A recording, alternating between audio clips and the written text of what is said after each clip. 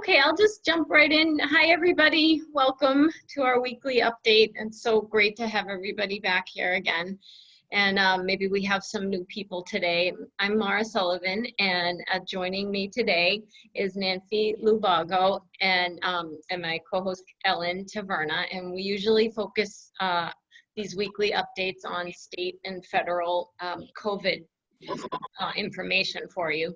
And we thought in this incredibly volatile time that it was really important that we also bring in someone who can really help us learn about cultural competency and intersectionality in general on a healthcare basis has always been so important to the ARC. But now we need to all learn kind of about social injustice and Black Lives Matter across the board, but especially focused on how this affects our disability community. And I'm really grateful to Nanfi because I also feel like with all the work we did on the crisis standards of care to ensure that that people with disabilities were not being discriminated against in those guidances coming out from the state.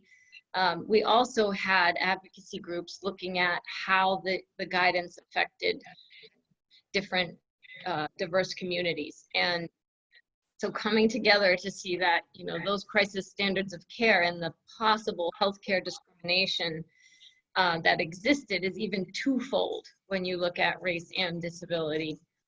So we're so happy to have her, and we actually met through an Operation House Call class where this was the topic. And I've sat through a few cultural competency courses, but I have to say this was the most impactful that I've ever seen. So I'm really so excited to have you. And Nanfi is, I can't even tell you all the organizations that she is that she has a leadership role in, but she is the co-director of Family Voices of Connecticut and the mom of 3.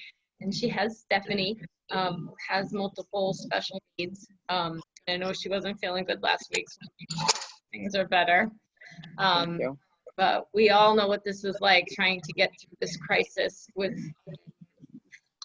really worrying about our kids who have complex needs. So I so appreciate your time. And I think what I'm gonna do is just maybe quickly go over a few state updates, and then I will turn it back to you, and we'll have plenty of time to talk. And if we have time at the end, we'll go through a few federal updates with Ellen. But first, we will leave time for question and answer for you. Okay, so just as Nanfi and I were talking before we started here, in Massachusetts, I think you guys have heard that we're trending in the right direction in terms of new cases and hospitalizations and deaths, everything coming down. Yet we do see surges in our states that have already begun the reopening a little bit ahead of us or have been behind us in terms of the cases surging. So as we see that happening, I think as we learned from our rep and doctor who's joined us webinars, Dr. John Santiago, he continues to see the need for us to really hunker down, wear our masks, not be out in big groups, and really get through these next couple of really important weeks and really watch before we move next phases of opening. So still in such a careful phase, and as of last week we were at 85 deaths in our group homes in Massachusetts, and we should have an update on that this week, and if it does, please chat it in. But I know people are very concerned about that and watching it closely, but I will send it along. So I just wanted to give you a quick update because of the relevance of the police reform and training bill that's happening on Beacon Hill right now. I feel like it's all hands on deck. They really want this bill to move through, and they feel like in the next 4 to 6 weeks, they're gonna have a really solid bill. Our goal from the ARC is to get that intersectionality piece into the reform and training bill. So how can we have trained on the intersection of race and disability? we had originally had an autism police training bill, so we were hoping to take some of that language and some of that into that training bill. So you will definitely be hearing from us on the need to write and contact your legislators around making sure we don't lose this opportunity to get some language to that bill. And from a state budget perspective, the ARC is really concerned as we move into the next year, and our budget with revenues so incredibly down, as we mentioned last week. We do think there will be probably only a 1/12 budget release, and that everything will be very delayed on decision making and based on the delayed tax revenue coming in as well. So stay tuned on the state budget. We're going to need a lot of advocacy. And as I mentioned, we are also working on a few pieces of legislation that are COVID related that we really believe may have a chance to get through. And the other pieces, we're still working hard on more expanded guidance and advocacy around all the guidance that has been coming out. We know from our recent history that guidance comes out very soon after we see changes in that guidance. And that's really due to our advocacy, everyone's advocacy, and just this learning process for all the agencies. So stay tuned for more information on guidance. And I think I'm just going to wrap it up there and go to Nanfi's slides now, because I'm so excited for her to get going. So we can talk more about any questions at the end. So let me get to my share. Okay, Nanfi, can everyone see that okay? Yes, you can see that. Thank you. All right, take it away. All right, thanks, Maura. Thank you so much for having me and inviting me to do this for you. And just to add on to what Maura said, I have 3 children, and all 3 of them dealt with their own medical issue during this pandemic. So it was, my 27-year-old had severe tonsillitis. He's an adult, but dealing with during this pandemic, nightmare. And then my daughter Stephanie, who you mentioned, who's 21 years old, she turned 21 yesterday, and she had some major behavioral and mental health issues at the beginning of the pandemic, which were also very scary. And then my youngest, who has asthma and very severe allergies, also dealt with her own stuff, which we're kind of still in the question mark phase right now. So needless to say, parents who have kids with special health care needs, or any parent dealing with anything during this pandemic, has been a nightmare. My God. Well, yeah. Thank you so much again for taking the time. Oh yeah. I live and breathe this. This is my life's work, truly, I believe. So I'm really happy to be here. Thank you. If you could advance to the next slide, please. Okay. Thank you. So that's just a little bit about my organization. I don't want to take too much time. You have it right there. And this is what I do, as well as serving on a couple of national advisory groups and boards for family voices. Next slide, please. So just really quickly, to do a quick training overview, we'll talk a little bit about the definition of cultural and linguistic competence. We'll talk about how that is relevant in terms of IDD, intellectual and developmental disability. We'll talk about the implications of screening that families who are from diverse backgrounds have to deal with, what those cultural implications are, and some of the barriers that they face as a result of having to go through those screenings. Then we'll talk about the role of healthcare providers, stereotyping and reframing, and how to kind of turn our language, from good to bad.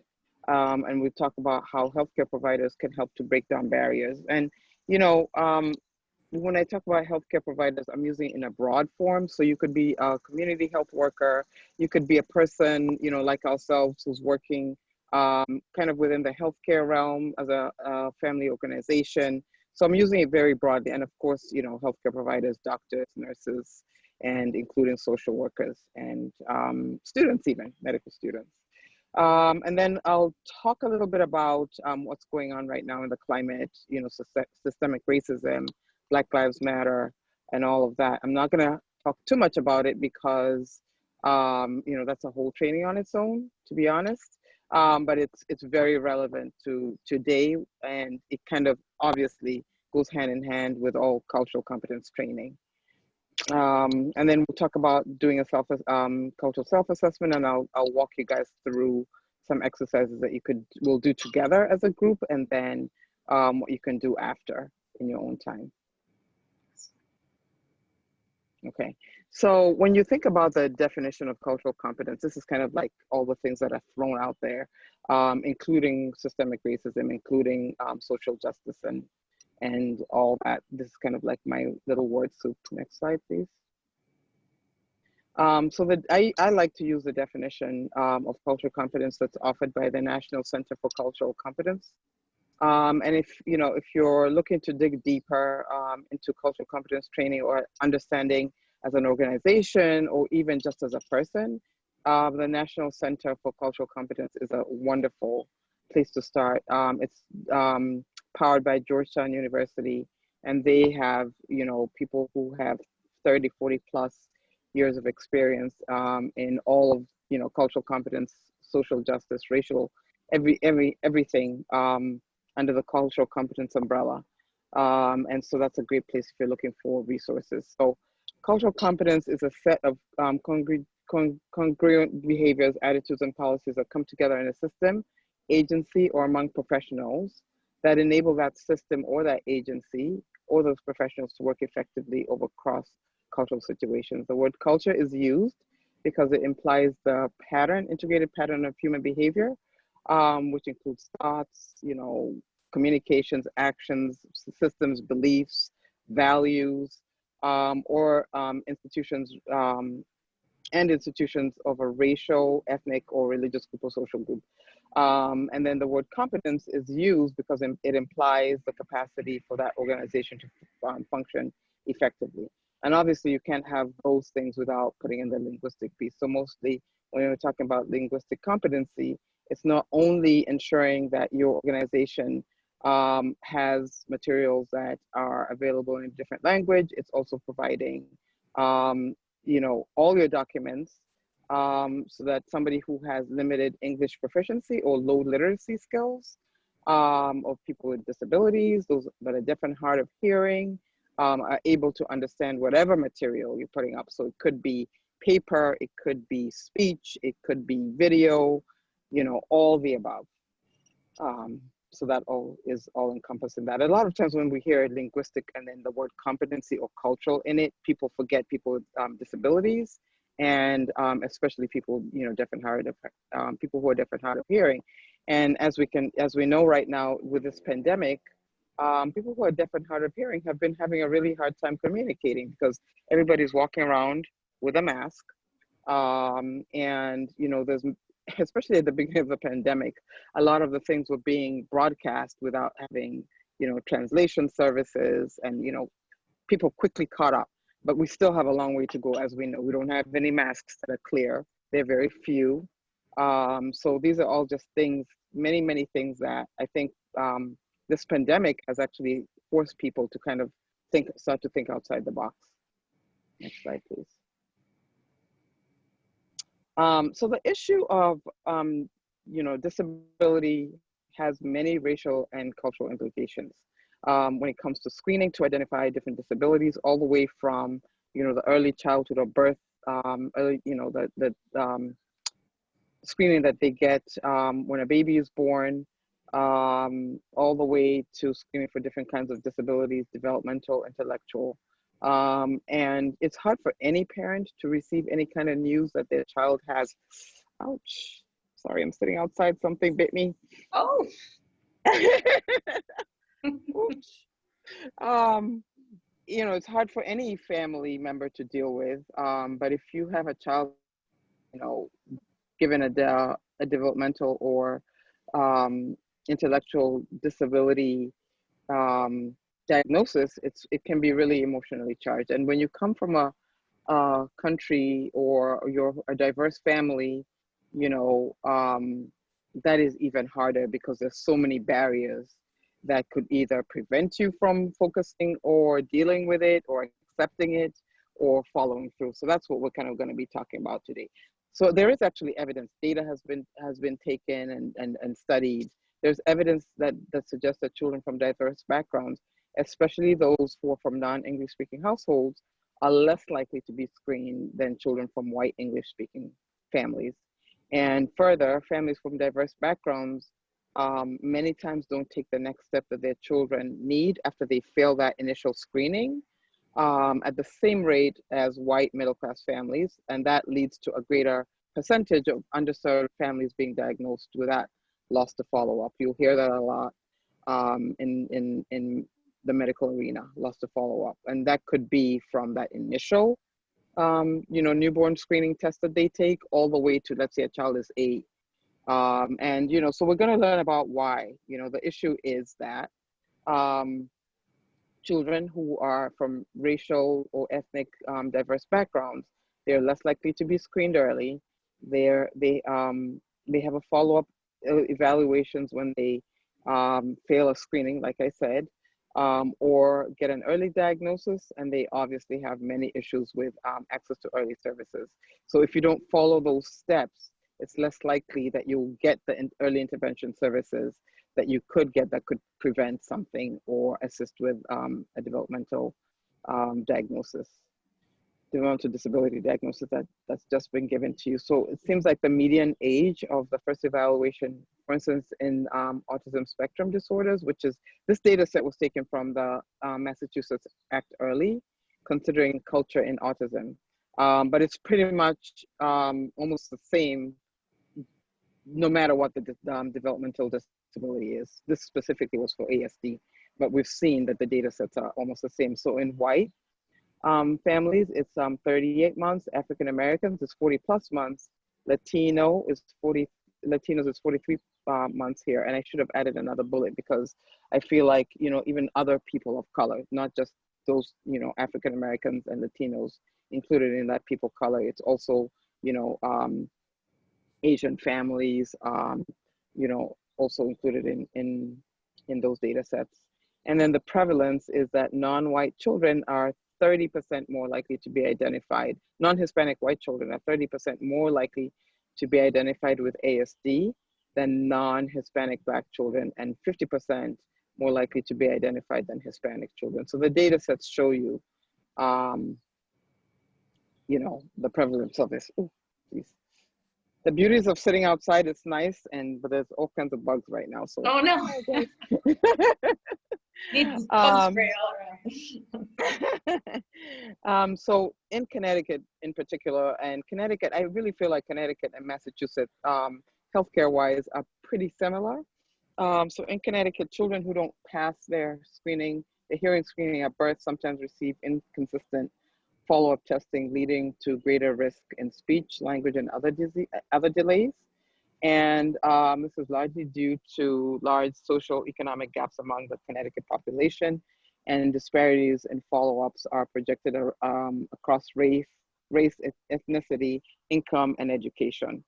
And then our data highlights severe inequities in early childhood development, health, and learning for many African-American, Hispanic, and other families of color. So pretty much, I think, because our states are pretty similar, the demographics are going to be pretty much the same in Massachusetts. So immigrant families, so why do we have these issues? Why are there disparities? And it's because of the issue is because that immigrant families, some of them may not have the familiarity of IDD that many English-speaking families have. And why is this? You know, it could be that they have not known any children in their native country with an intellectual or developmental disability. And, you know, that would be shocking if you're thinking about it in terms of here in the United States.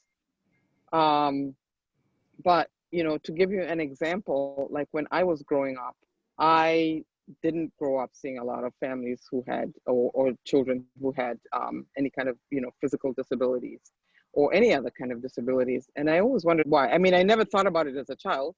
If you're not dealing with it, you kind of don't think about it. But as an adult, I recall just wondering why we never saw that. And a quick story I can tell you is that I had a family member, and you know, we only found out about one of the other family members that actually had a very severe mental and behavioral and other physical disability.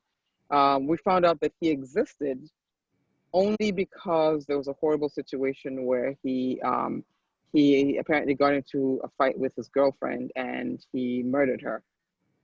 And you know, they were talking about, you know, when it happened, it was a big whole family fiasco, and they mentioned another child, and we're like, who? Who is that person? I'm just gonna call him Brian. Who's Brian? And we're like, there's no Brian in that family. And they were like, yeah, there is a Brian. So why didn't we know about Brian? Because Brian, when it was discovered that he had a very severe disability, he was actually taken from the family, and he was sent to an institution in the United Kingdom, lived there all his life, never knew about him. Like, he was never mentioned. There were no pictures of him around the house, nothing. You know, maybe our parents must have known about him. Children didn't know about him, which was kind of really sad. And, you know, so I'm African. I'm Ugandan. So I'm an immigrant from Africa. And this family's child was taken to the UK. Well, obviously not everybody can afford to take their kids to the UK, but what happens is I was talking to my my aunt and my, you know, elders in my family, wondering why that happened. And she was like, oh yeah, because, you know, they were all shipped. Apparently, if you have a disability or whatever, or any kind of medical condition that was outside of the normal, you were shipped to the village to go stay with your grandma or an aunt, an uncle, far, far away from everybody else. And why was that? It's because in many African cultures, not all, but in a lot of African cultures, in Uganda, in my culture, having a disability it was considered taboo. You know, today in 2020, not so much, but there's still many cultures around the country where having a child who's considered not normal looking, it was considered a curse on the family, and it was taboo. So these kids were shipped away. So that's why, you know, a lot of, you know, people who are not from the United States look at situations like that, and they, you know, now that they're telling them their child has a disability, there's no understanding. The other issue is that also because a lot of countries outside of the United States don't have good healthcare systems. So even, you know, unfortunately, a lot of these children, when they're born, don't even live long. And because, so, you know, either they're unfortunately passing away or they're being shipped somewhere else. And it's just hard to wrap your mind around that when you think about that right now in the United States. So that's just a quick example of that. Expectations for language development and other skills of independence also may differ in culture to culture. And in some cultures, it might be considered normal for materials to lack the language or more elaborate play. And again, that's just because of the way babies are brought up. In many cultures, you know, when the mother has a baby, the baby is put on the child, you know, at a very young age. They're either cradled in front of the mom in a sling, or in the back when they're old enough to sit up. They're put on the mom's back, and the mom, you know, goes out into the fields to do her work. So there's really not a lot of like language talking, you know, between the baby, that what we're encouraged to do here, you know, to encourage the, you know, talking to your baby at a young age and reading and singing and all of that. And then also, like, you know, motor skills like walking and all those other things, because the baby is on the back for such a long time. So if the baby, quote unquote, or the you know, infant or toddler does not develop at what is deemed the proper age, many families don't think that it's just considered normal.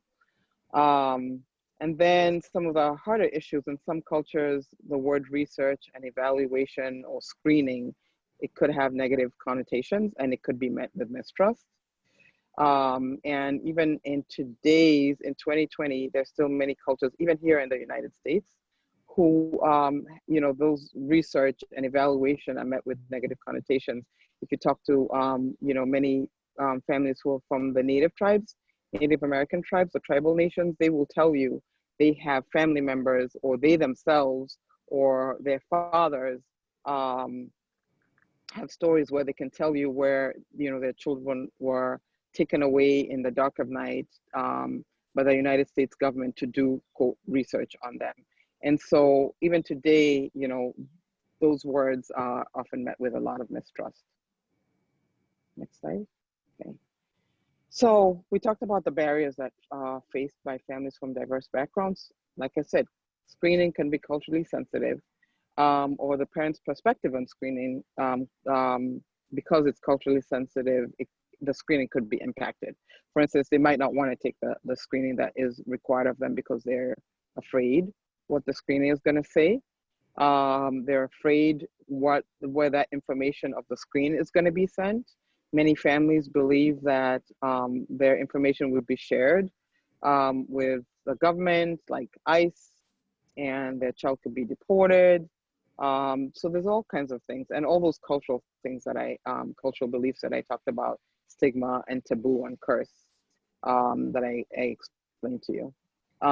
There's barriers with limits on language access. So families not understanding the language that is spoken to them. They could have very limited English speaking materials that they're given for any kind of screening or developmental delay. They might not understand it. There are limits on their immigrant eligibility, so they don't qualify to receive, let's say, Medicaid services, and so cannot follow up with a specialist. There's lack of cultural diversity among providers. So if they don't feel like, if they go to a place and there are people who basically don't look like them, they're afraid of what that could mean for them.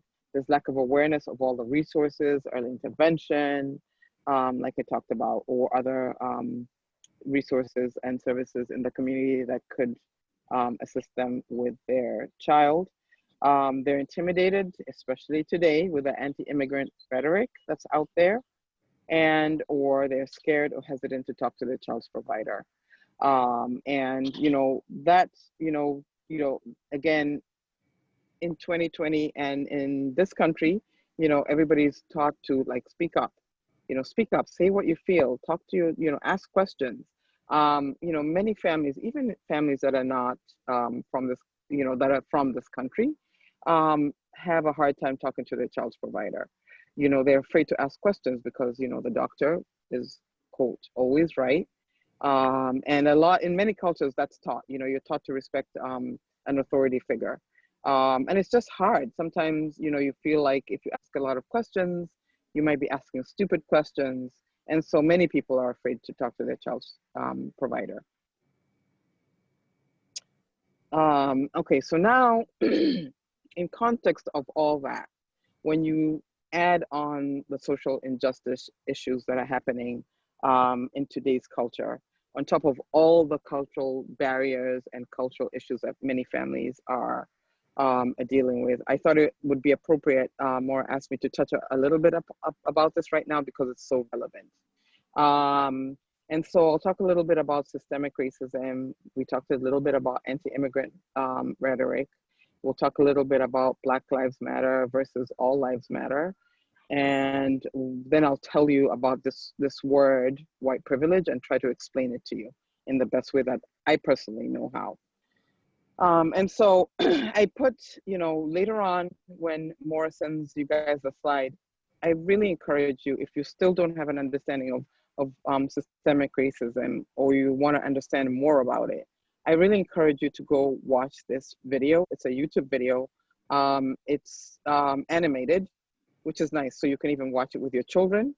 But I feel like it really explains systemic racism better than I would ever. So I just wanted to read you what the definition of systemic racism.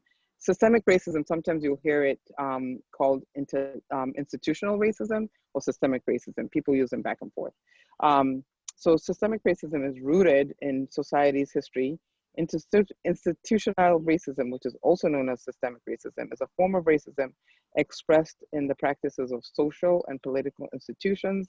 It's reflected in disparities regarding wealth, income, criminal justice, employment, housing, healthcare, political power, education, among many other factors. So all those things that I mentioned, wealth, income, criminal justice, employment, housing, healthcare, political, education, those are things that all of us human beings deal with, right, on a daily basis.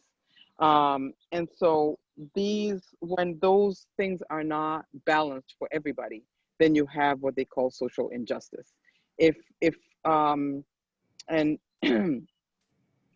I'm going to give you like some examples that really still exist today. When you watch this video, what I say to you today will kind of make sense. Actually, I'm going to hold that thought. I'm going to give you my personal story. I'm going to tell you in the next slide. But that's just the definition of what systemic racism is. I don't want to spend a whole lot of time because, like I said, this is a whole other training. Just go back to the other slide and then we'll come back to this one really quickly. And anti-immigrant rhetoric, like I talked about, this is dealt with by all people of color, basically. All people who are considered in this country non-white people. So you could be even Puerto Ricans and other Latinx is the term that is used today. All other Hispanic and Latino families deal with this on a daily basis in all these things that I talked about when it comes to housing, when it comes to education, when it comes to employment, when it comes to, you know, anything political, all of those things are dealt with. And then of course, like Maura said, when you deal with all of those issues and you're also a person who's got a disability, I mean, can you just imagine how many hits that you're taking every which way you look? Let's say you're a Black person with a disability, you know, or you're any person of color who has a disability, who's also an immigrant in this country. You know, all those things, you're taking so many hits all around you. And so I'll tell you, actually, more, we'll go to my personal story and then we'll come back to this. Sounds good. So I just wanted to give you context. So like I mentioned, I'm not African-American. I consider myself Black because I am I'm an immigrant of this country. I came from Uganda, which is in Africa, right? So even when I talk about African things, Africa is so diverse. It's a big, huge continent. So I consider myself a Black person. And I have not lived all the same experiences as African Americans in this country have lived, because I was not born here as an American.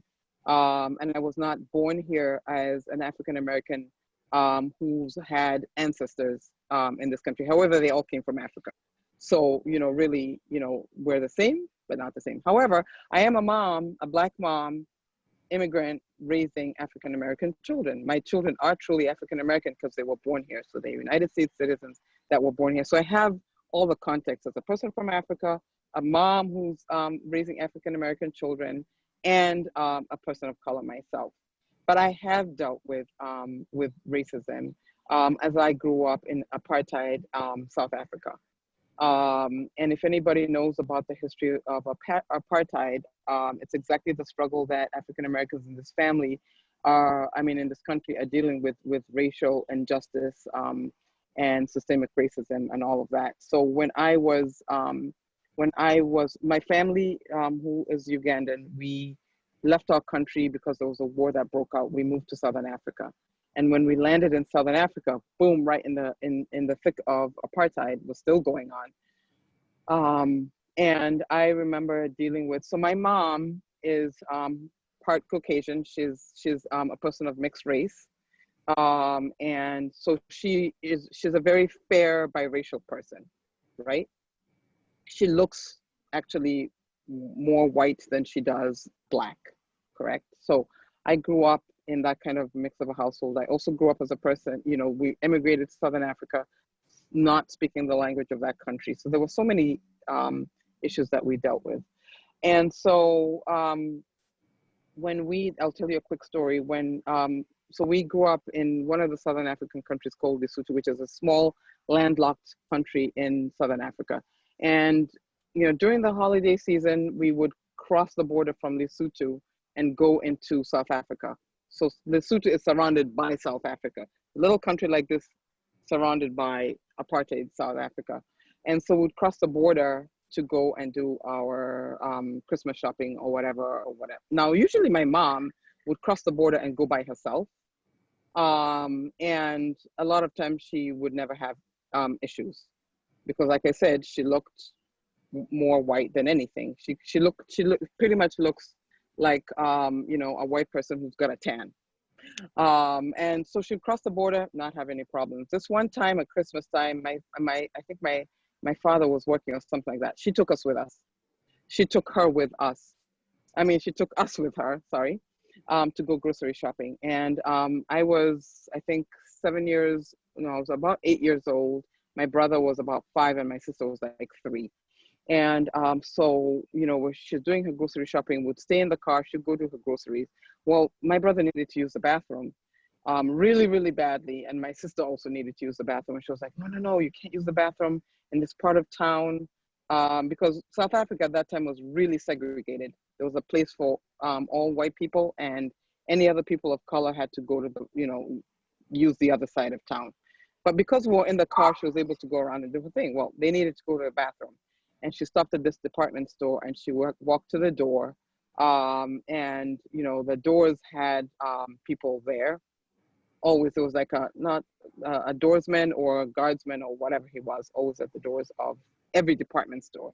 So she walks there and she says, you know, can my children come in and use the bathroom?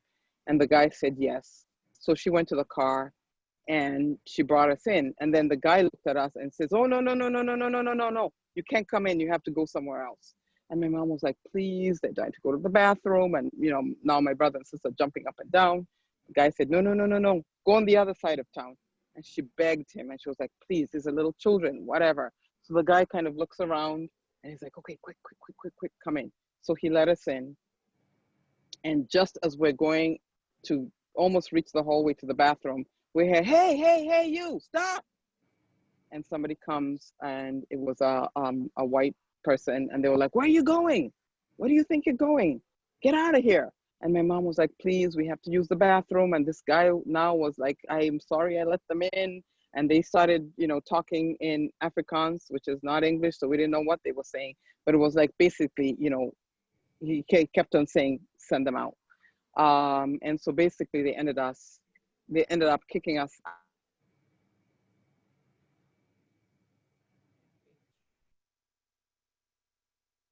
Uh-oh. Nanfi, we lost you for a minute there. Can you still hear me? Yep, now you're back. Okay, I'm sorry. So they basically kicked us out of the store and said, you know, Black people cannot come in the store, go to the other side of town. And my sister and brother were crying and they entered the car, and unfortunately he had to use the bathroom in the car. And my mom just basically got in the car, she was crying, and we drove back home.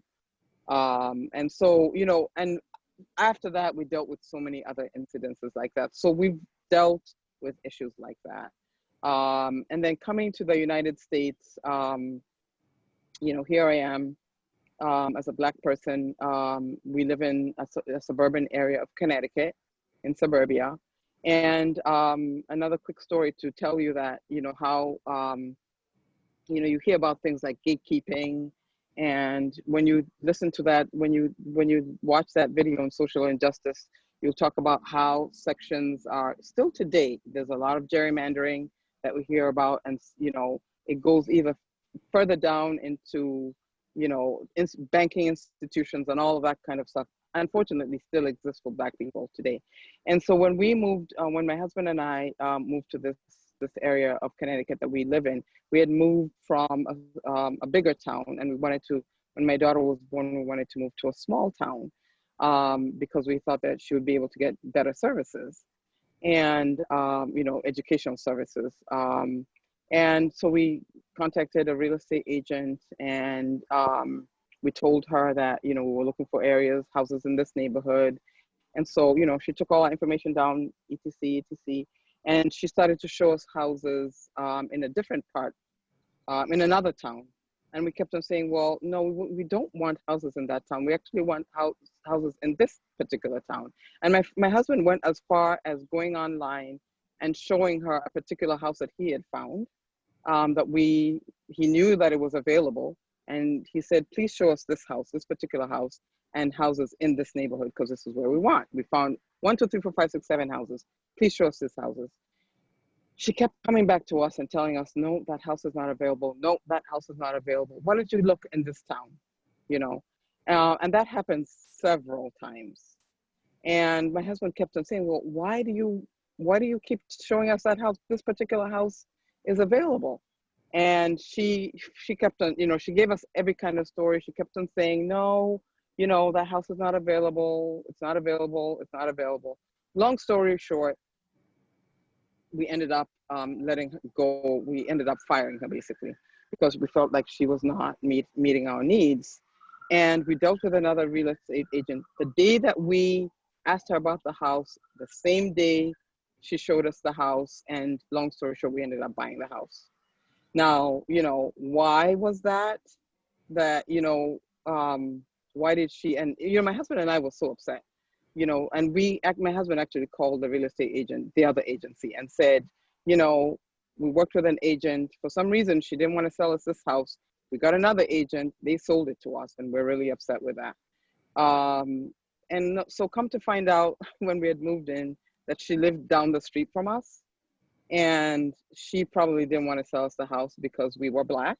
I mean, how can you not feel that way?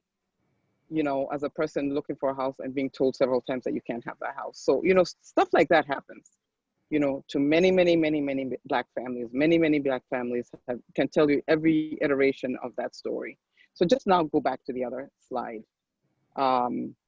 So when we talk about Black Lives Matter, I know everybody wants to say, oh, well, all lives matter. But when you deal with issues like that, I bet you many white families do not have to even think about stuff like that when they're looking for homes.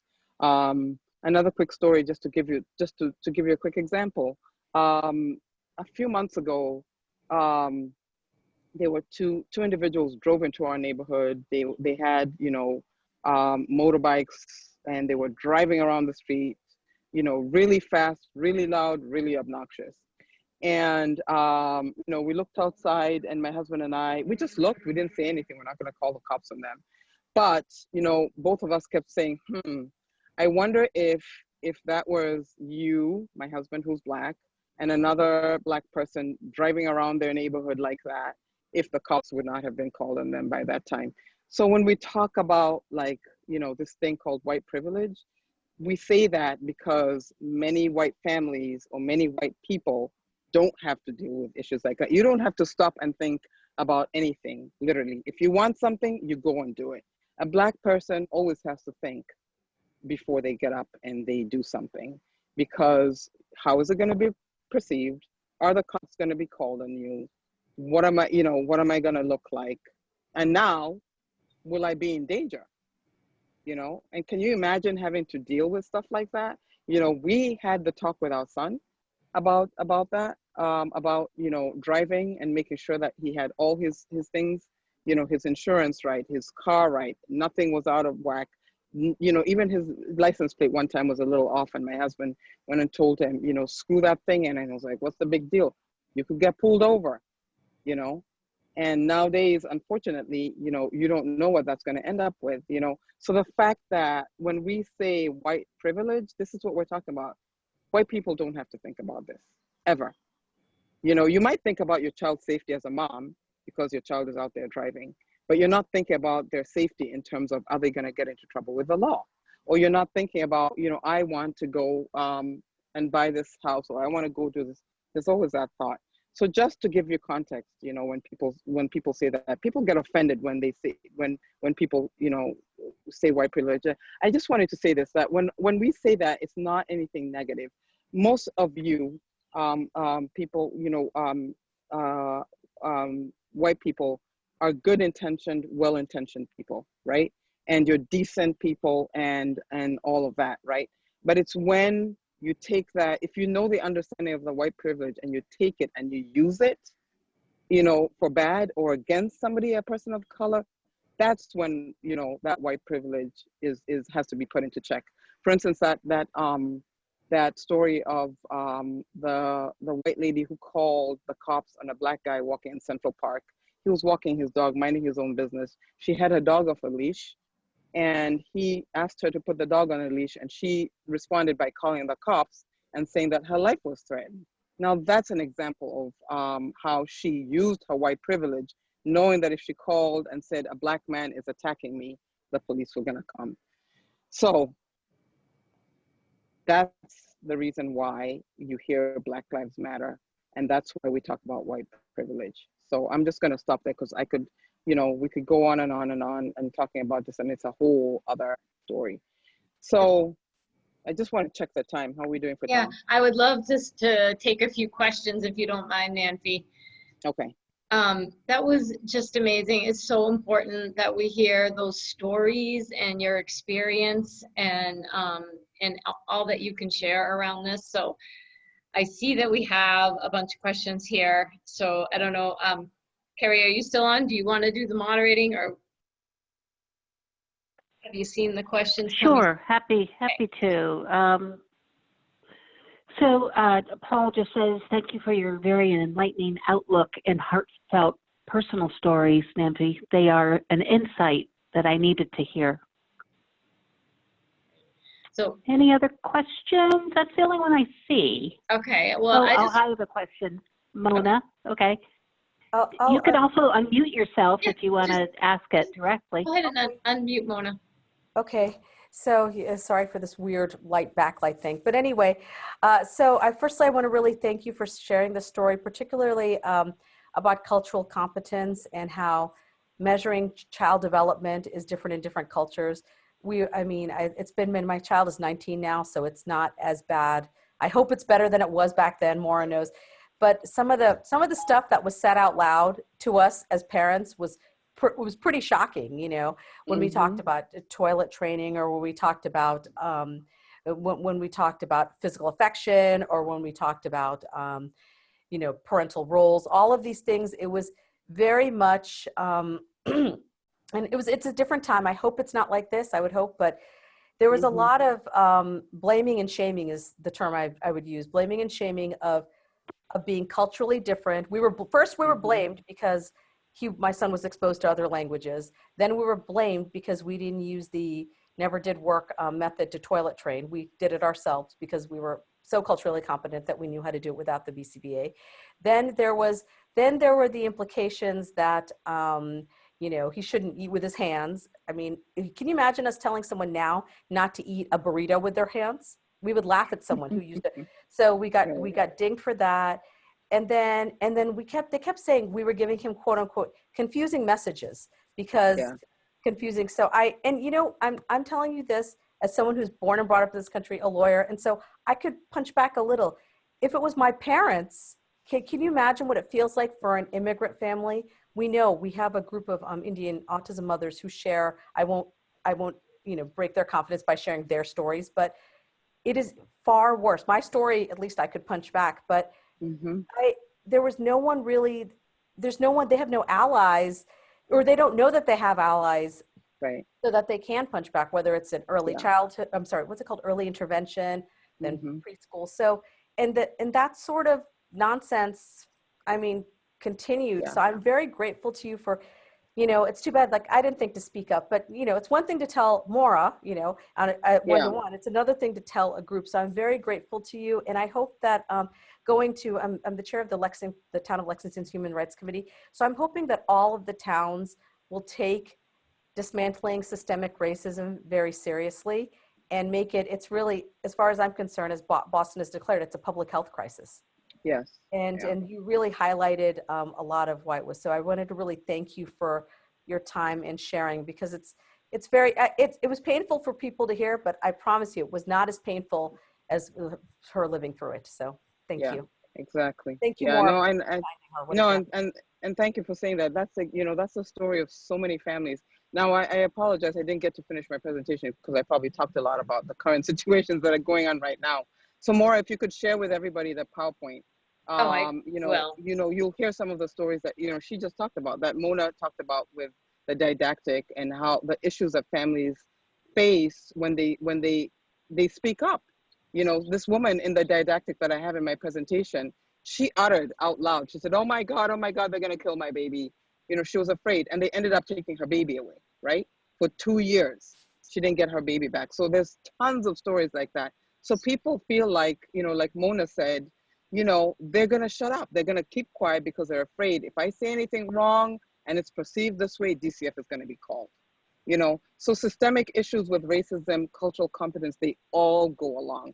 Like, you know, if you're dealing with one, you got to deal with the other, because you cannot understand social justice issues and racism if you're not learning the cultures, you know, and you're not understanding those things. Like Mona said, you know, eating with their hands. That's in so many cultures around the country. Outside of the United States, everybody does that. You know, but being, you know, or making a parent feel like they're wrong for doing that, or, you know, giving confusing messages by speaking in different languages to their child. Another story that you hear, you know, oh, no, don't speak to them in Spanish, only speak to them in English, because, you know, we're an English society. You know, or don't speak Arabic or don't speak Swahili, you know, at a time. And, you know, I remember when my daughter was young, and my mother-in-law came to stay with us, they were discouraging her from speaking her native language. And, you know, as a result of that, we kind of practice that as a household. Now my children don't speak our native language, which is so hard, you know, for us as a, you know, people, for immigrants to deal with. And so, you know, there's always that, you know, just making people feel bad because of their cultures thing. So anyway, so thanks for having me. I apologize, Maura. I probably talked a little bit too long. Like I said, this is a whole training on its own. We could do a whole section just on this. But, Absolutely. No, you are a trailblazer, and Mona, you are too. And it was really amazing to have you today. But I'm happy to send along all your information, those great forms and self-assessments. Those are so helpful, and I'm sure everyone's gonna take a look at the YouTube video. And please. you know, I will pass on your contacts as well, and hope we can actually have you back again. Sure. Thank you. So, all right. So you want me to hang up, or do you want me No, to you keep can advancing hang on. We're just I'm gonna send it over to Ellen, and if anybody Okay. needs to go, because we're a little over, that's fine. But I'll pull up Ellen's PowerPoint on some federal stuff that you might be interested in, but feel free to go, especially if you're getting bitten. I'm gonna run inside. But, Thank you, everybody. Okay, Take care. take care. Okay, bye. Thank you. Thank you, Nanfi. That was really incredible. And I know we're over in time, so I really actually just want to mention the census, the tax banking session that we're doing. So the slide right here. Oh, sorry. No, it's okay. I mean, you can just read it. It's about letters. Yeah, it's fine. The next slide is the census. We have a text banking session on June 22nd, and in the PowerPoint, you'll see that there's a link. We encourage everybody, you know, if you're available on Monday from 4 to 5 and you've got a cell phone and you want to send out some texts on the census and why it's so important to the disability community, we encourage you to do so. Kathleen and I will be hosting it. So that's about it. That was an incredible presentation. I hope we get her back to do more, because more of that. She's amazing. She's amazing. So all day. Yeah. So that was great. But thank you so much, everyone. I hope everybody has a great weekend. And if you have any questions about the federal stuff, feel free to email me. Right. You'll get these slides as well. So thanks for hanging in a little bit longer, and we hope to see you next week. So stay well, everybody. Thank you. Have a nice weekend. Okay. Bye, everyone. Bye.